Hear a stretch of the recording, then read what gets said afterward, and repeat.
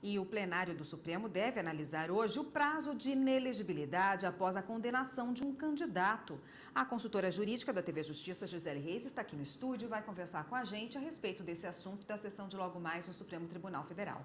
Boa tarde, Gisele. Boa tarde, Érica. Boa tarde a todos que nos acompanham. Como foi a decisão do Supremo no julgamento da ficha limpa? Bom, esse julgamento a que você se refere, ele aconteceu em 2012.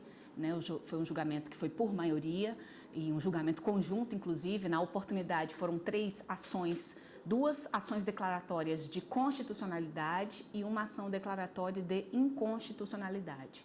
O resultado desse julgamento é que o Supremo Tribunal Federal declarou a constitucionalidade integral da Lei Complementar 135 de 2010, conhecida como Lei da Ficha Limpa, que alterou a Lei Complementar 64, que é de 1990. Então, dentre os principais aspectos da lei está a confirmação da inelegibilidade em relação àqueles candidatos que forem condenados por decisão transitada em julgado ou por órgão colegiado. Eles ficam, então, inelegíveis pelo prazo de 8 anos. Qual é o ponto controvertido aí nesse recurso extraordinário? Esse recurso extraordinário, ele trata exatamente desse novo prazo de inelegibilidade estabelecido pela Lei Complementar 135 de 2010. A lei anterior, na redação original da Lei Complementar 64, tinha prazo de 3, de 4 e até de 5 anos de inelegibilidade. E todos esses prazos eles foram alterados para 8 anos. Então, um grande questionamento que se tem aqui é em relação àquele candidato que foi condenado na vigência da Lei Complementar 64, que acabou tendo um prazo na condenação, tendo sido estabelecido um prazo de inelegibilidade de 3 anos, acabou cumprindo esse prazo de inelegibilidade e ao tentar se candidatar novamente, e aí ele acaba tendo seu registro de candidatura negado, por não preencher esse requisito de estar apto para se candidatar por conta dessa inelegibilidade, cujo prazo foi alterado pela Lei Complementar 135.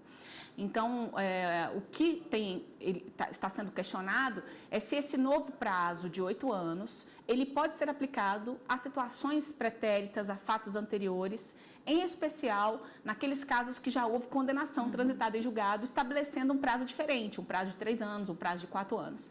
Então, um grande questionamento desse recurso extraordinário é sobre a possibilidade ou não dessa retroatividade no que diz respeito, assim, é inelegível, tudo bem, mas por qual prazo? Vai valer o prazo previsto na sentença condenatória ou vai valer o prazo da nova legislação? O que se discute muito, Érica, em relação a esse tema eleitoral, é porque quando alguém quer se candidatar, ela precisa estar, de acordo com a lei eleitoral, com o que a legislação eleitoral exige naquele momento para se candidatar.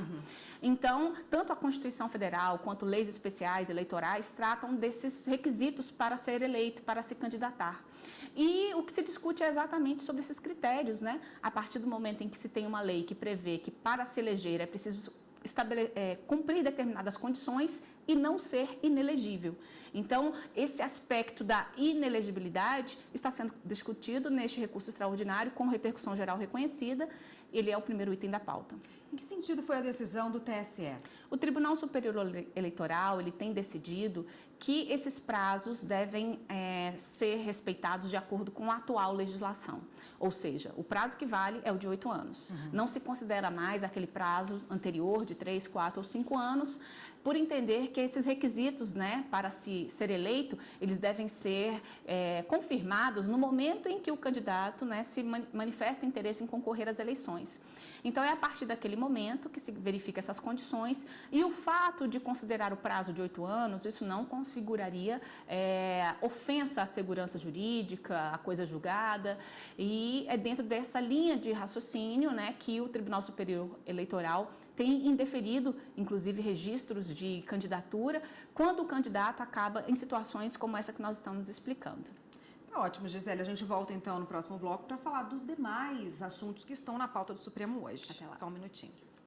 Aqui no estúdio nós voltamos a falar com a consultora jurídica da TV Justiça, Gisele Reis, sobre a pauta da sessão de hoje no STF. Gisele, sobre o dever do Estado no fornecimento de medicamento, o que está na pauta sobre esse assunto? Tem um recurso extraordinário, também com repercussão geral reconhecida, a relatoria, inclusive, deste caso é do ministro Marco Aurélio, e o que se questiona é exatamente naqueles casos em que a pessoa é portadora de doença grave, mas ela não tem condições de comprar o medicamento, e aí se discute a obrigatoriedade do Estado em fornecer esses medicamentos. No caso em especial, a grande discussão aqui envolve, veio do estado do Rio Grande do Norte, uma pessoa com hipertensão pulmonar precisa de um medicamento e esse medicamento não consta na relação dos medicamentos que são fornecidos pelo SUS. Então, ele ingressou com uma ação para poder obrigar o Estado a fornecer essa medicação. Então, o que se questiona é exatamente isso. O Estado, ele é obrigado a fornecer esses medicamentos quando a pessoa não tem condições de pagar? Qual é a análise, né, que, na verdade, deve ser feita? Porque existem situações em que o Estado pode estar privilegiando uma pessoa que precisa de um medicamento específico, que não consta nessa relação, em detrimento de várias outras que precisam de medicamentos que constam na relação. Isso pode, uma análise, inclusive, da situação individual e o custo dessa atuação no que diz respeito ao bom funcionamento de todo o sistema.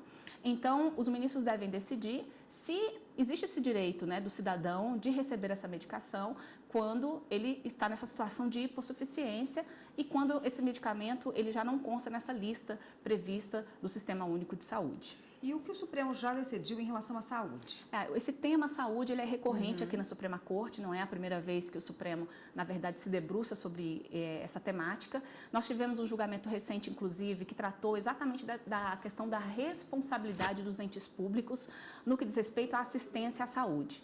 O Supremo teve a oportunidade de julgar e assentou, inclusive, uma jurisprudência que já vem sendo reafirmada aqui na Suprema Corte, no sentido de que a União, os estados, o Distrito Federal e os municípios, todos são responsáveis solidários na assistência à saúde. E quando a Constituição Federal traz essa garantia para o cidadão, o Estado, e aí em cada um dos entes federados, eles respondem solidariamente. E isso significa dizer que, havendo necessidade de ingressar com uma ação contra o poder público, podem figurar no polo passivo, né? Ou seja, podem ser réus na ação todos esses entes federados que sejam efetivamente responsáveis no caso concreto. Então, o Supremo Tribunal Federal decidiu já nessa linha de entendimento. Há uma diferença entre o que já foi decidido pelo Supremo e o que está sendo colocado na pauta hoje, porque o Supremo, quando tratou dessa questão que eu acabei de mencionar, tratou da responsabilidade solidária dos entes federados no que diz respeito à assistência à saúde.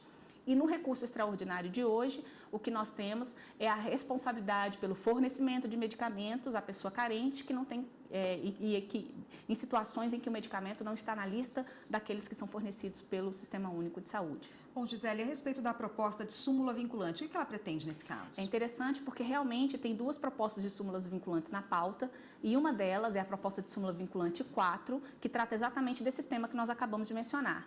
É uma proposta que foi apresentada pela Defensoria Pública da União e o julgamento, a análise dessa proposta estava dependendo exatamente do julgamento deste recurso extraordinário com repercussão geral reconhecida. Então, tão logo os ministros julguem o recurso extraordinário com repercussão geral reconhecida, eles devem firmar, então, aceitando ou não, aprovando ou não essa súmula vinculante. Quando nós temos uma súmula vinculante, aquele entendimento ele passa a ser obrigatório, ou seja, como o próprio nome diz, ele vincula todos os demais órgãos do Poder Judiciário, a administração pública direta e indireta. E a proposta, na verdade, é para deixar explícito, para deixar claro que essa responsabilidade do Estado envolve todos os entes federados e que o Estado tem o dever de fornecer medicamento, inclusive com possibilidade de bloqueio de quantias nos casos em que esse medicamento não vier a ser fornecido no caso concreto. Essa é a proposta de súmula vinculante. Os ministros podem debater, pode ou não ser aprovada. Se for aprovada, eles vão definir qual é o termo final dessa súmula. Tá ótimo, Gisele. Obrigada pelas explicações hoje. Na semana que vem a gente volta para falar da pauta do Supremo. Eu que agradeço. Até lá. Até lá.